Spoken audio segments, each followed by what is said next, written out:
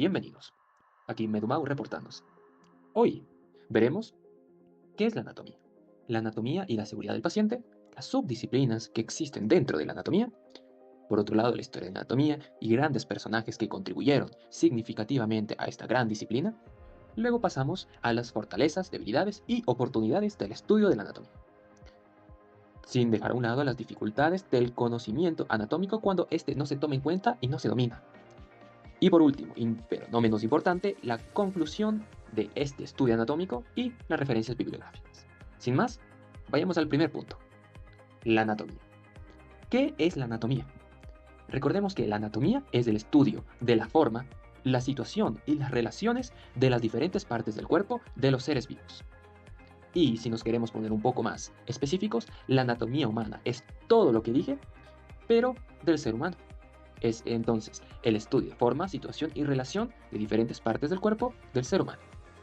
Esta definición oficial la saqué de la Real Academia Española, que describe muy bien cómo se estudia la anatomía. Se preguntarán qué significa anatomía. ¿Deberá tener un origen? ¿De qué idioma? Y efectivamente, tiene un origen, ya, si sacamos dos palabritas, ana y temnen, que ana significa sobre, repetición, o repetición, y tenemos también el temnen, que significa cortar. Ambos vocablos provienen del griego.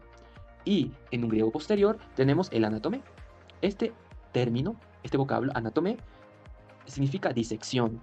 Y eso es básicamente cómo se estudió y se sigue estudiando la anatomía a lo largo de la historia, a través de disecciones. Porque no nos podemos quedar solo con la anatomía de superficie, es decir, lo que vemos la piel, tal vez podemos ver el cabello, eso. No nos quedamos con eso, sino que para estudiar internamente la anatomía se necesita realizar disecciones. ¿Ok? Pasemos al siguiente punto. La anatomía y la seguridad del paciente. Recordemos que cuando nosotros estudiamos anatomía, lo hacemos con un fin: brindar atención sanitaria, preferiblemente de calidad y enfocada al paciente. Si nosotros dominamos la anatomía, podemos brindar una atención sanitaria de calidad y eso se ve reflejado en la seguridad del paciente. ¿Okay? Es decir, no podemos cometer los conocidos errores médicos o negligencias médicas por falta de conocimiento, impericia, etc. Pero eso nos ayuda y es la base, tiene un papel crucial en la atención sanitaria, la seguridad del paciente. Ante todo, debe estar la seguridad de los pacientes. Para esto, vamos a ver, y aquí lancé una pregunta: ¿cuál es la base de la medicina? Como respuesta puse la anatomía. Si no conocemos y no dominamos la anatomía, vamos a tambalear, digamos, en muchas otras subdisciplinas de la medicina o ramas de la medicina, y en muchas, de paso, ni siquiera vamos a comprender de qué estamos hablando. Por otro lado, vemos que los errores médicos van a poner en riesgo a la seguridad del paciente. ¿Ya? Y estos errores médicos, ¿de dónde provienen? Alguien se puede preguntar.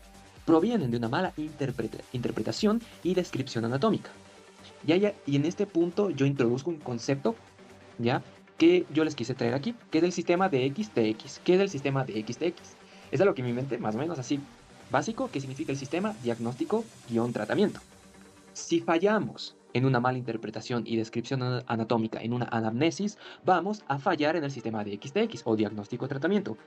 Vamos a dar un mal diagnóstico y probablemente, más que seguro, un tratamiento inoportuno, ineficaz e incorrecto. ¿Okay? Luego, también, este cuadro lo saqué de un artículo científico que se los dejo al final para que, si quieren verlo con más detalle, lo pueden ir a ver, pero plantea la anatomía como algo crucial, fundamental, para brindar una atención sanitaria de calidad, mantener o conservar la seguridad del paciente a través de una buena interpretación y descripción anatómica, buen diagnóstico y tratamiento en el sistema de XTX, y evitar riesgos innecesarios o riesgos en la medida de lo posible y practicable, y también errores, que son los errores médicos, que pueden poner en peligro la integridad del paciente. ¿Okay? Ahora, pasamos al siguiente punto. Tenemos las subdisciplinas de la anatomía.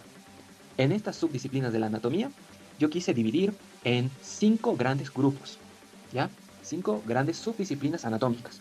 Primero, empezamos por la anatomía, por el estudio de segmentos.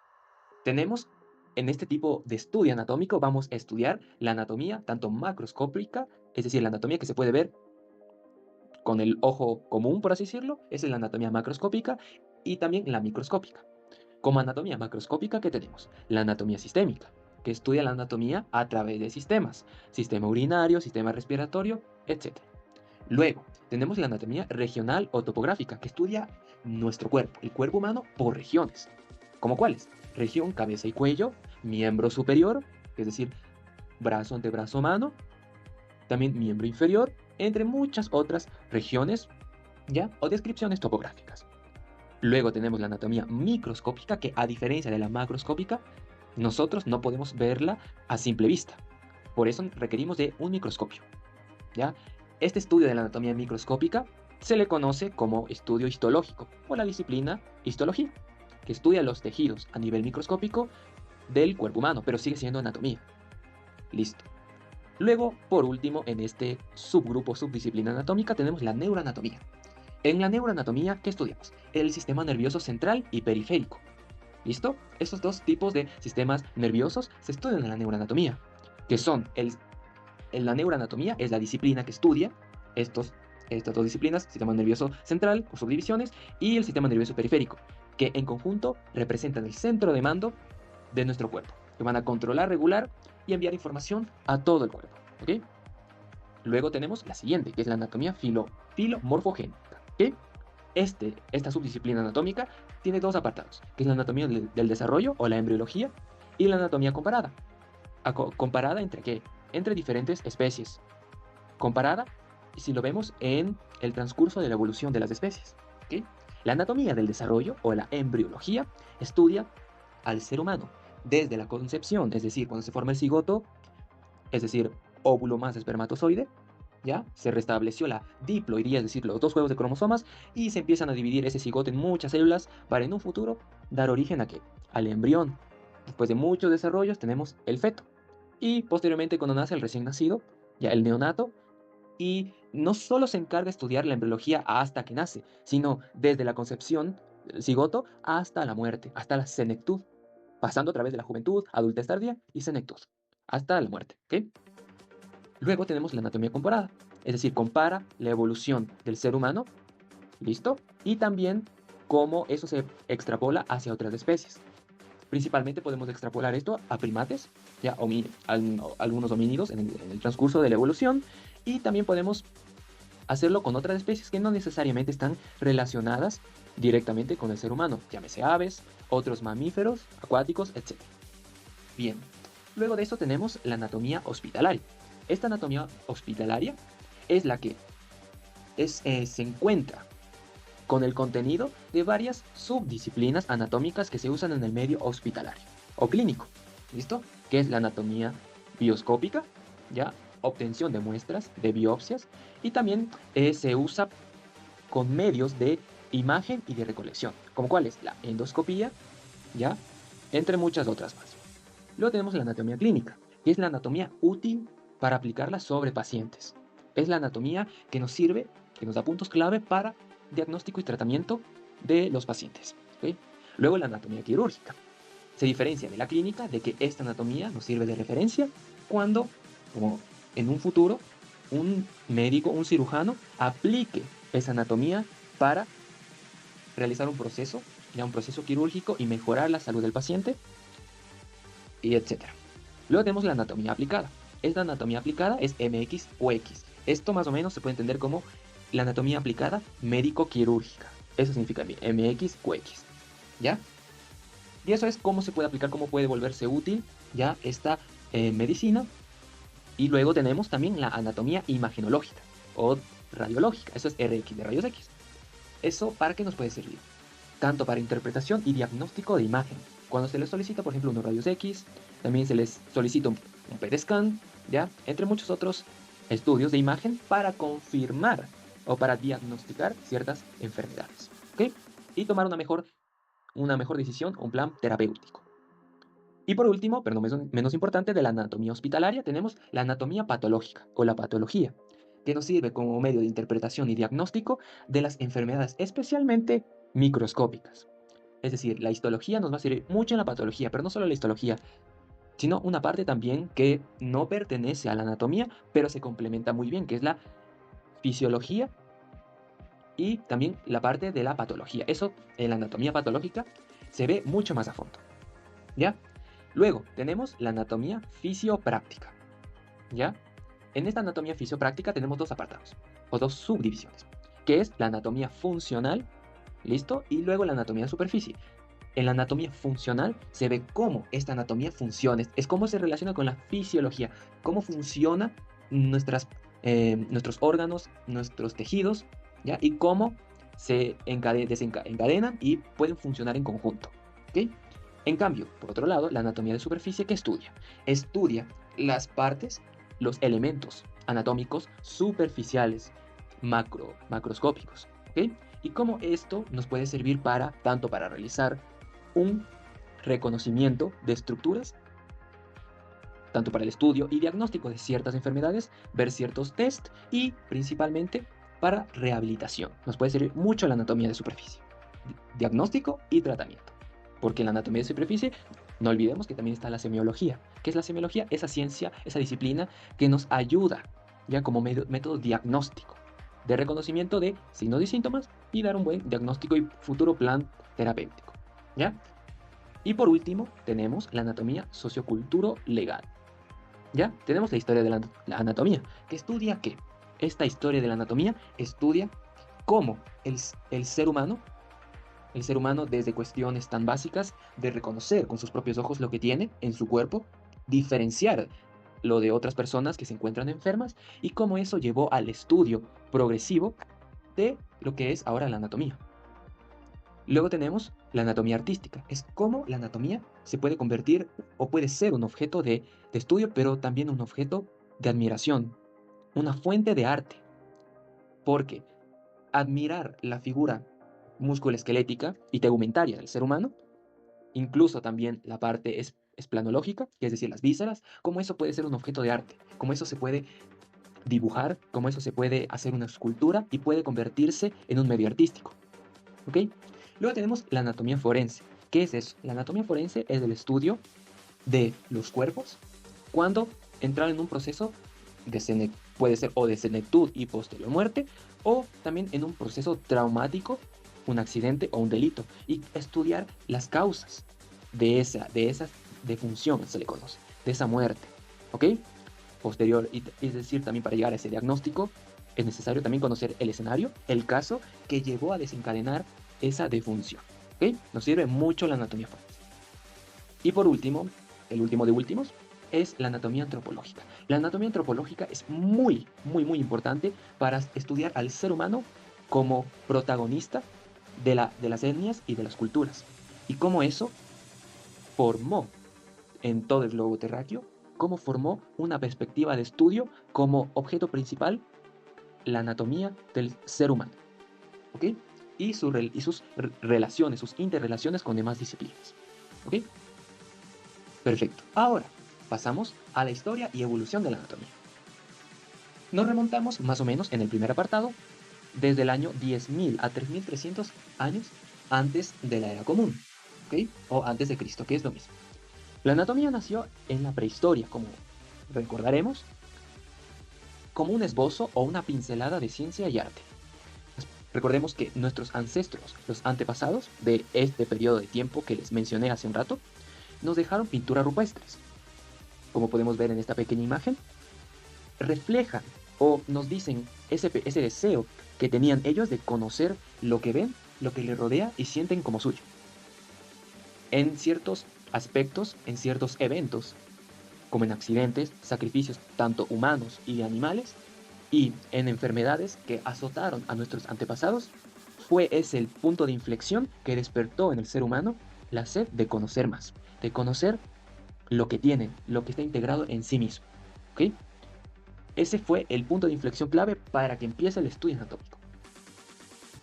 Posteriormente, del 3300 antes de la era común al siglo V de la era común, ¿qué encontramos? Algo muy curioso. En este periodo de la humanidad empezaron a surgir las grandes civilizaciones, como tenemos es decir, en el periodo de la Edad Antigua, tanto en la India, Mesopotamia, Egipto, Fenicia, China y muchas otras civilizaciones más, fueron clave para el desarrollo de la medicina, por lo tanto, de la anatomía. Tenemos, como vemos en esta imagen, un ejemplo muy claro. en estos jeroglíficos de los egipcios, de la cultura, de la civilización egipcia, cómo ellos reflejan a través del arte, ya de la pintura, reflejan cómo una mujer da luz y muchas le ayudan en este proceso tan laborioso, pero vital para el ser humano. ¿Ok? Después, entre el siglo VI antes de la era común hasta el siglo I de la era común, la medicina tuvo una implosión en la edad antigua. Es decir, tanto en Grecia, Roma y muchos otros faros científicos, es decir, para que se realizaron muchas investigaciones, se avanzó mucho en la medicina y en la ciencia, tuvo un gran desempeño y una implosión en la disciplina de la medicina, por lo tanto de la anatomía. ¿Ya? Podemos mencionar, como les dije, Grecia, la antigua Grecia, también podemos mencionar Roma, y podemos quedarnos con la parte de Egipto, pero la parte que fue helenizada, como fue la ciudad de Alejandría y muchas otras ciudades. Posteriormente, ¿qué tenemos? Tenemos del siglo V al siglo XV de la era común, se realizaron muchos avances, pero vamos a destacar aquí la Edad de Oro Árabe. En la Edad de Oro Árabe encontramos algo muy curioso, que a pesar de, si lo contrastamos con Europa, en esta zona geográfica hubo mucho conocimiento, hubo muchos avances tecnológicos y científicos, ¿ya? Podemos mencionar figuras muy importantes como Ibn Sina, o se le conoce en Occidente como Avicena, ¿ya? Recordemos este polímata persa, que era filósofo, matemático, astrónomo y médico, que es lo que nos importa. Él fue uno de los pilares de la Edad Media para el desarrollo de la medicina, como en el libro de las curaciones o específicamente en el compendio, ¿ok? En este compendio o canon de la medicina. En este canon de la medicina, él expone todos y con lujo de detalles las enfermedades que sufrían, ¿ok? Sufrían los pobladores de ese entonces de su zona geográfica, ¿ok? Luego también podemos mencionar a Maimónides, ¿ya? Maimónides, o como se le conoce en el mundo judío, Rabbi Moshe ben Maimón, o Rambam, fue un médico, filósofo, jurista y rabino judío, ya de la Edad Media, ya que vivió tanto en Egipto, también regresaron a la Tierra Santa, es decir, a lo que se conoce actualmente como Israel o Palestina. También viajó, también tuvo mucha influencia en Marruecos y Córdoba, y entre muchas otras más. Nos falta el último nombre, y es muy curioso este nombre, Lanfranco de Milán. Él fue un médico de la Edad Media, que propuso lo siguiente. Propuso algo muy curioso: la unificación de la medicina y la cirugía. ¿Por qué? En la actualidad no podríamos concebir la medicina sin la parte clínica o médica y la parte quirúrgica. Pero en ese tiempo, en la Edad Media, eran dos profesiones completamente separadas. Habían los médicos, los clínicos, actuales, entre comillas, pero de la Edad Media, que realizaban diversos tipos de curaciones, que daban tratamientos a los pacientes, que daban pócimas o ciertas hierbas a los pacientes para que se recuperen. Y había otra parte de ciertos oficios que eran los quirúrgicos, que eran los cirujanos, que no necesariamente y muchas veces no estaban relacionados, eran oficios que se consideraban aparte, y estos cirujanos normalmente la profesión pasaba de padre a hijo o de alumno a maestro. Aún no existían muchas sociedades como lo son las universidades para formar tanto médicos como cirujanos. Se aprendía de un maestro, de un padre o de un maestro, ¿ok? Y un largo etcétera de muchos personajes que, si nos quedamos a describir la cantidad abrumadora, la cantidad increíble de médicos y cirujanos que surgieron en esta Edad Media, no vamos a acabar nunca, ¿ok? Por eso pasamos a la siguiente etapa. Entre el siglo XV y siglo XVIII nos encontramos la Edad Moderna. En esta Edad Moderna fue donde más progresó el estudio y descripción anatómico. Tanto eventos, ¿okay?, muy importantes en la historia de la humanidad, como fue la imprenta, el humanismo y el Renacimiento, ayudaron a que se difunda aún más el conocimiento anatómico. Como podemos ver en esta imagen, tenemos a André Vesalio, un importantísimo anatomista en la Edad Moderna, y que luego veremos un poquito más de esos detalles de este gran anatomista, ¿ok? Pasamos a la siguiente etapa, que nos encontramos en el siglo XIX, de 1800 a 1899, ¿ok? En la Edad Contemporánea, así se designa este periodo ya de la historia, encontramos que gracias al acceso a las disecciones cadavéricas se sistematizó la anatomía macroscópica humana. Se añadieron otras disciplinas como fue la histología y la embriología. Esto ayudaron a que la anatomía se vuelva mucho más integral, más completa, por así decirlo. En 1803 se creó la Sociedad Anatómica de París, o como podemos ver aquí entre paréntesis, como estaría en francés, de la mano de Guillaume Duputin y René Laennec. ¿Okay? Esta Sociedad Anatómica de París fue apoyada e impulsada, mejor dicho, por el emperador Napoleón Bonaparte. ¿Okay? Como podemos ver en estas imágenes, aquí tenemos al doctor Guillaume y al doctor René. Fueron los precursores, ¿okay? Los que crearon esta Sociedad Anatómica de París. Perfecto. Luego pasemos a la siguiente etapa, que es el siglo XX. A finales del siglo XIX y principios del siglo XX, la anatomía vio su mayor avance en la historia de la humanidad. ¿Okay? Se escribieron muchos libros, muchos tratados, se hicieron muchas investigaciones y descubrimientos anatómicos.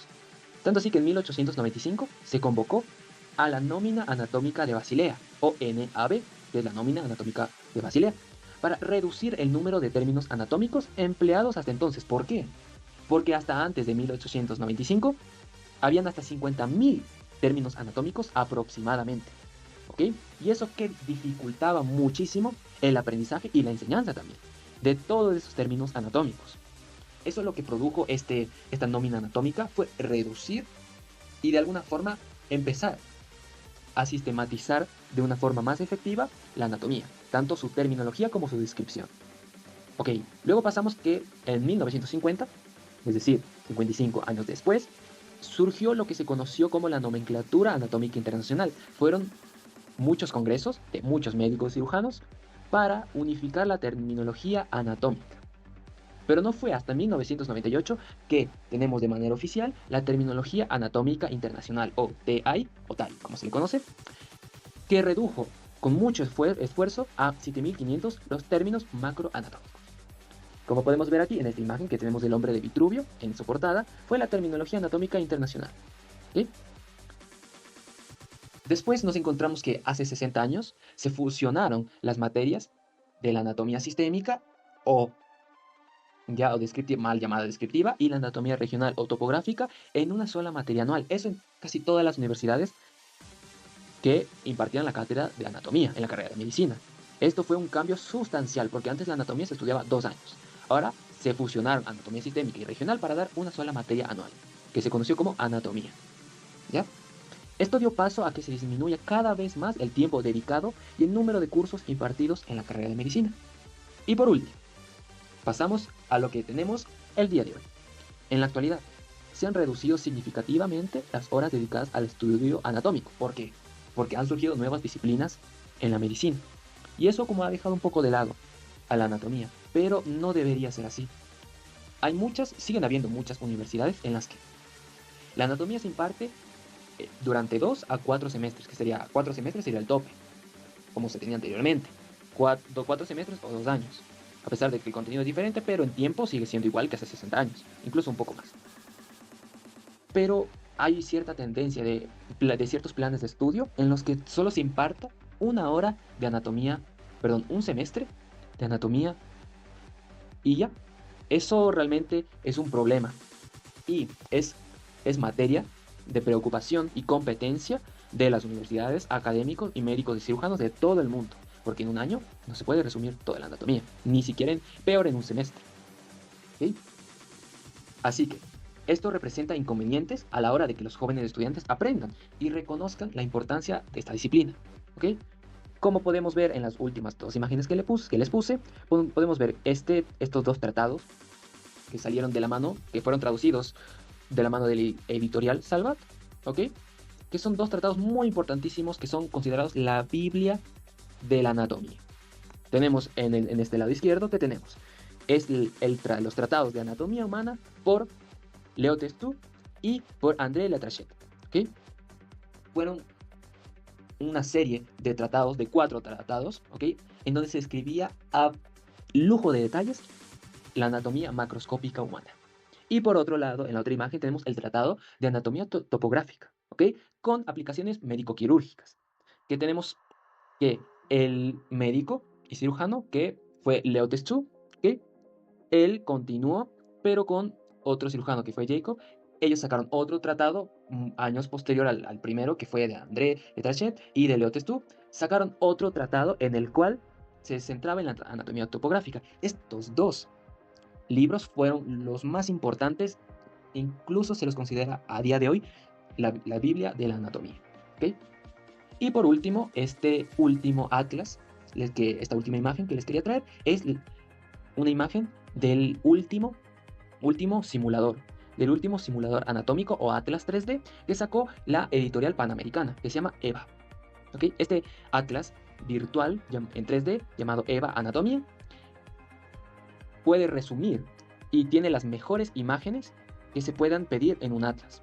Y eso es el culmen en la actualidad de atlas anatómicos, que tienen tanto descripción de todos los músculos, órganos, huesos, tendones, todo lo que nos podemos imaginar está en una sola aplicación en 3D, y que muchas veces se está usando esta herramienta para la enseñanza de la anatomía. ¿Ok? Acabamos ahora la historia y evolución de la anatomía. Vamos al siguiente apartado. Nos encontramos con tres personajes muy importantes. Muy importantes. ¿Ya? Que contribuyeron con mucho conocimiento e investigación a la anatomía, a la disciplina que es la anatomía. Vemos el primero, que fue Hipócrates. No quiere decir que fue el primer médico, sino que es considerado el padre de la medicina por sus aportaciones a esta y formación de esta disciplina. Tenemos en el lado izquierdo el Corpus Hipocrático, ¿ya? O Tratado Juramento Hipocrático. Y en la derecha, una representación gráfica de cómo pudo haberse visto Hipócrates, ¿ya? Porque también existen bustos, etcétera, pero es una representación, ¿ok? Hay muchas frases, muchas enseñanzas que nos dejó este médico, ¿ya? Este médico griego, pero podríamos destacar que este médico basó su enseñanza en los 4 humores, ¿ok? Y también tuvo una frase muy famosa, que es: deja que el alimento se convierta en tu medicina, o sea, tu medicina. ¿Okay? Él, entonces, podemos decir que hacía mucha importancia en la alimentación, porque es lo que comemos y lo que muchas veces influye en nuestro estado de salud.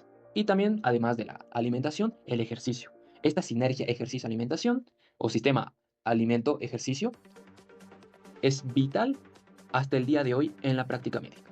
¿Okay? Luego, ¿qué tenemos? Tenemos en la figura número 3, tenemos en la parte izquierda el canon de la medicina, compuesto ¿por quién? Por Avicena. ¿Ya? Este fue este polímata. Cuando digo polímata me refiero a un personaje, una persona que destacó en muchos ámbitos de la ciencia y del saber humano. ¿Ok? Que fue un médico, fue un astrónomo, fue un matemático, fue un poco físico, fue filósofo, fue herbolista, muchas disciplinas. ¿Ok? Lo que nos importa es sus contribuciones a la medicina, ¿verdad? ¿Ok? Y él, ¿ok?, contribuyó en la sistematización y también traducción de mucho del conocimiento anatómico y médico que se tenía posterior a Avicena. Él lo sistematizó y lo puso en un canon, en un tratado gigante, en una obra espectacular, en la cual resumía y muchas veces ampliaba los conocimientos médicos de ese entonces. ¿Okay? Luego pasamos a la siguiente imagen. Tenemos de la izquierda de Humani Corporis Fabrica, que fue compuesto por André Vesalio. ¿Okay? Este fue el anatomista más importante, ¿ok?, posterior a la Edad Media, ¿ya? Que fue en la Edad Moderna. Fue el más importante de todos.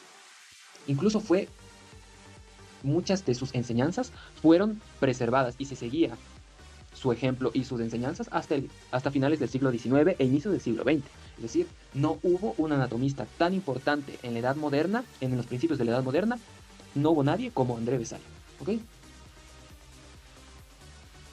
Tenemos luego el siguiente apartado, la siguiente etapa o parte, que son fortalezas, debilidades y oportunidades del estudio de la anatomía. ¿Ok? ¿Qué tenemos aquí? Tenemos lo siguiente: fortalezas, oportunidades y debilidades. En fortalezas tenemos, ¿para qué nos sirve conocer o estudiar la anatomía? Conocer la importancia a futuro de anatomía en cualquier ámbito de la medicina. Esto como estudiantes de medicina y de carreras afines. También nos sirve el estudio de la anatomía como un primer contacto e interacción con tanto modelos anatómicos, disección de cadáveres y participación en programas Atlas de anatomía en 3D. Es decir, Estas son herramientas para el aprendizaje anatómico y en un futuro brindar una buena atención, ¿ok? Atención sanitaria, ¿ok? Un buen servicio médico. Luego, como fortalezas tenemos que las disecciones cadavéricas aportan un sentido de respeto, valor humanístico y de ética profesional en el actuar médico, ¿ok? También, como fortaleza, nos brinda una estrecha interrelación entre las demás disciplinas de la anatomía. Recordemos que la anatomía es la disciplina madre de la medicina, pero también necesita relacionarse con otras para brindar un buen servicio médico, una buena atención integral al paciente. También nos sirve como fortaleza el estudio de la anatomía tener un plan de interacción entre subdisciplinas de la anatomía y un enfoque en la anatomía clínica, es decir, la anatomía útil, para aplicarla en el paciente y dar un mejor plan terapéutico y futura rehabilitación y reintegración del paciente. También como fortaleza tenemos que cuando entendemos la importancia del estudio y la importancia de la anatomía en sí, aprendemos con sentido y significado. Esa es la mejor forma de aprender. En contraste de la otra esfera o del otro círculo del diagrama de Venn, tenemos las debilidades. Pero las debilidades, tanto de inconvenientes para el aprendizaje óptimo de la anatomía, o también de inconvenientes que se pueden presentar para su correcto estudio o de su dificultad. ¿Okay? El estudio de la anatomía requiere muchas horas para ser dominada. No es una disciplina que se pueda aprender en pocos días, en pocos meses, sino requiere muchos años. Y las universidades o academias que diseñan los planes de estudio deben ser conscientes de ello. Por eso también los estudiantes deben conocer las partes anatómicas bajo la terminología anatómica internacional, que es TAI. ¿Okay? Luego tenemos que muchas materias que se cursan en primer año o primer semestre desplazan la importancia de la anatomía. ¿Okay? También tenemos que cortos periodos de tiempo para aprenderla, como son 2 semestres o un semestre. Y aquí les puse 2 años versus un semestre. Antes eran 2 años, ahora un semestre, en muchos planes de estudio. Es importante también que el estudiante aprenda planimetría y ejes anatómicos, es decir, visualizar el cuerpo humano en aplicaciones en 3D, en atlas en 3D, ¿ok? Y tener una cierta memoria espacial del atlas a la vida real, ¿ok?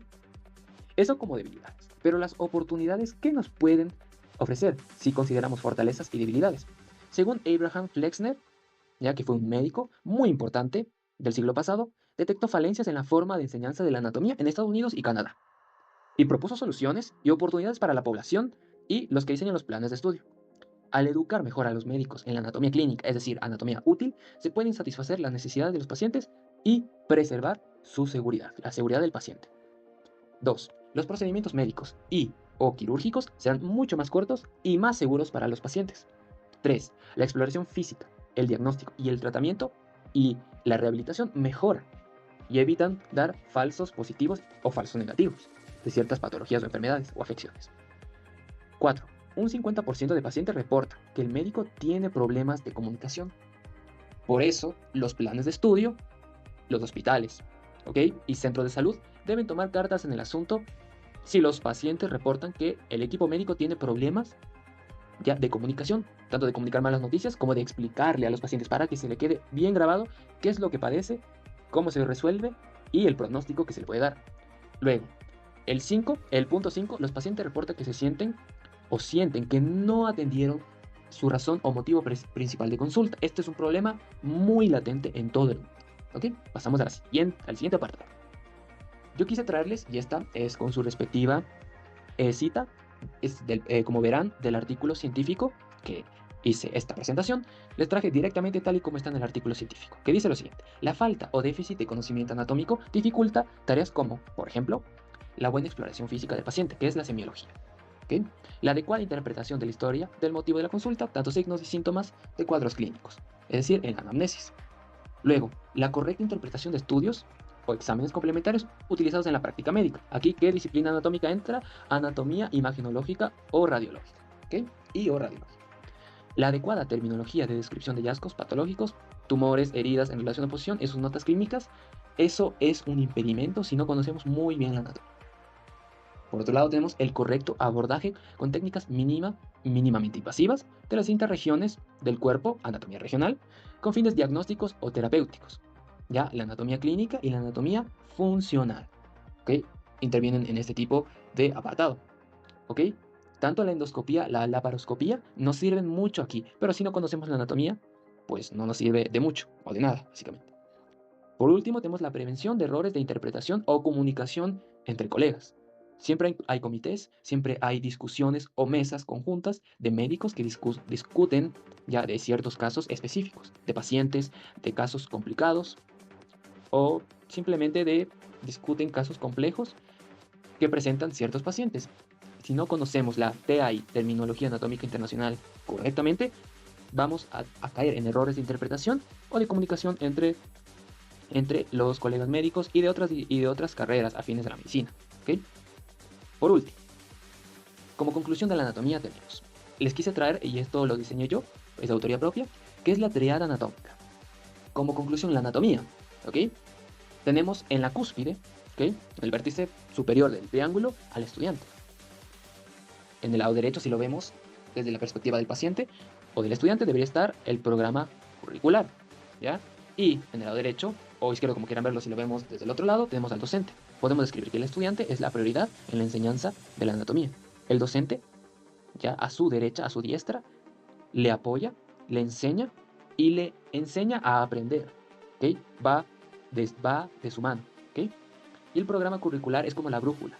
¿Qué se debe aprender en anatomía y qué no es tan importante en ese lapso de estudio? ¿Okay? Entonces, el estudiante es lo primordial, el docente está a su diestra y la brújula es el programa curricular. ¿Okay? Como objetivo, la anatomía y, por tanto, la medicina es brindar un servicio, que es la atención médica, la atención sanitaria. ¿Quién es la prioridad? En la medicina, ya no en la anatomía, sino en la medicina, el paciente. Podemos cambiar lo mismo en la triada anatómica. En vez de triada anatómica sería triada de salud. Podríamos poner aquí paciente, que es la prioridad. A la derecha sería el médico que le guía al paciente en su tratamiento, ¿ya? Y también resuelve muchos problemas anatómicos y médicos. Y a su izquierda, que tendría el triángulo de la triada de salud, deberían ser las guías de salud, los organismos de salud, etc. Hospitales, etc. Por último, le quiero dejar lo siguiente, que es, les dejo con 2 principios o máximas. Primero, no hagas el mal. Eso lo dijo en los tratados anatómicos, ¿quién? En el juramento hipocrático, Hipócrates, el padre de la medicina. Primum non facere, ¿ok?